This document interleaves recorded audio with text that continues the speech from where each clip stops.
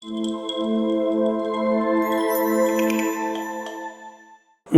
विषय पर बहुत से लोगों ने अपने अपने विचार व्यक्त किए हैं, वो ये कि जो स्कूलों की जो पाठ्य पुस्तकें हैं, चाहे वो प्राइमरी लेवल की हों या उसके बाद की, ऐसा क्या है कि हर साल वो नई पुस्तकें छापनी पड़ती हैं और नई पुस्तकें बच्चों को देनी पड़ती हैं। इसके पीछे कौन से कारण हैं? क्या हर साल, हर वर्ष क्या मतलब सिलेबस चेंज हो जाता है या कुछ नए पाठ्यक्रम उसमें आ जाते हैं? क्या रहता है ऐसा कि नई पुस्तकें छापनी पड़ती हैं और नई पुस्तकें बच्चों को देनी पड़ती हैं, विशेषकर जो प्राइमरी एजुकेशन है उसमें? क्योंकि प्राइमरी एजुकेशन के बाद तो ज़्यादातर ऐसी पुस्तकें हैं जो कि लंबे समय तक चलती रहती हैं। बहुत सारे अपने सब्जेक्ट भी ऐसे होते हैं जिनमें कि वर्षों तक बदलाव करने की कोई आवश्यकता भी नहीं पड़ती है।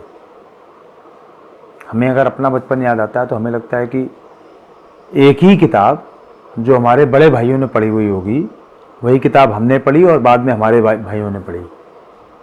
जिस तरीके से हम लोग कपड़े बदल लिया करते थे कि बड़े भाई के कपड़े छोटे भाई पहनते, छोटे भाई का कपड़ा उनका छोटा भाई पहनता था, उस सालों तक ये प्रक्रिया चलती रहती थी। वैसे किताबें भी चलती रहती थी। सरकारी स्कूल होते थे, सरकारी छपी हुई पुस्तकें होती थी वो, और वर्षों तक उसमें किसी तरह का कोई बदलाव नहीं होता था, लगातार वही पुस्तकें चलती रहती थी। इवन अगर जो नई पुस्तकें छपती भी थी तो वो रीप्रिंट होती थी, रिवाइज नहीं होती थी। और कभी कभी तो हमें लगता है कि पेज नंबर तक वही रहता था, पेज नंबर तक चेंज नहीं होते थे। उन पुस्तकों दोबारा छपती थी, उसके बाद भी पेज नंबर तक नहीं चेंज होते थे। अब क्या होता है कि अगर एक बच्चे को कक्षा 1 में कोई पुस्तक दी गई, अगले वर्ष वो पुस्तक अगले उस विद्यालय में नहीं चलेगी। अगले साल जो बच्चे कक्षा 1 में पढ़ने आएंगे, उनको जो 2 पुस्तकें दी जाएंगी वो अलग होंगी। जबकि प्राइमरी एजुकेशन में क्या क्या पढ़ाया जाता है? पहली चीज तो भाषा सिखाई जाती है, दूसरी चीज गिनती सिखाई जाती है, तीसरी चीज आचार व्यवहार सिखाया जाता है, उठना बैठना, बोलना चलना। इनमें ऐसी कौन सी चीज है कि जो हर साल बदल जाती है? भाई हमें कंप्यूटर की एजुकेशन देनी हो, मान लो, उसमें लगता है भाई कि हर साल भाई कंप्यूटर एक ऐसा फास्ट ग्रोइंग टेक्नोलॉजी है कि इसमें हर साल परिवर्तन हो रहा है, हमको बच्चों को नई चीज़ पढ़ानी पड़ती है। लेकिन जो प्राइमरी एजुकेशन है उसमें भी कौन से बच्चों को आप ऐसी कौन सी चीज़ पढ़ा दोगे कि जो हर साल पढ़ानी पड़े, चेंज करके पढ़ानी पड़े आपको? मान लो वहाँ आपको कंप्यूटर पढ़ाना भी है तो कंप्यूटर की बेसिक नॉलेज आप दोगे, वहाँ पर भी कोई लगातार परिवर्तन नहीं हो रहा है।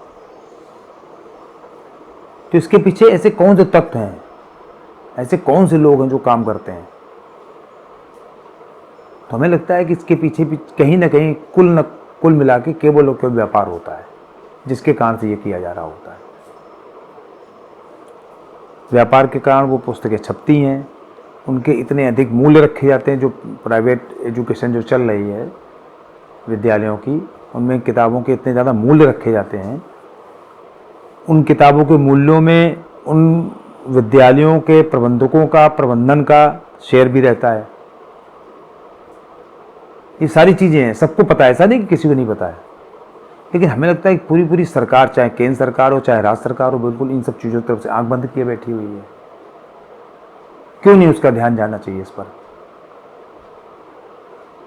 और इसका एक और पहलू कि हर वर्ष नई किताब छप रही है तो उन किताबों को छापने के लिए जो कागज प्रयोग किया जा रहा है, बाकी जो और दूसरी चीजें लग रही हैं उसमें, उनका उत्पादन करने में, कागजों का उत्पादन करने में कितने पेड़ काटे जा रहे हैं, ये भी एक चीज है। भाई आपने किताब छपवाई, वो किताब अगले साल काम नहीं आ रही, फिर नई किताबें छपी, उनमें कागज लगा कि नहीं लगा? तो कागज कहां से बनता है? केवल पेड़ों से बनता है, और कहीं से तो बनता नहीं। तो वो जो पेड़ों से कागज बनाया जा रहा है उसमें भी एक पर्यावरण का मैटर भी खड़ा है साथ में। जो अभिभावकों को, बच्चों को जो उसकी कास्ट देनी पड़ रही, वो तो एक चीज़ है ही, एक पहलू है, ये दूसरा पहलू ये भी साथ में है, पर्यावरण का भी पहलू है।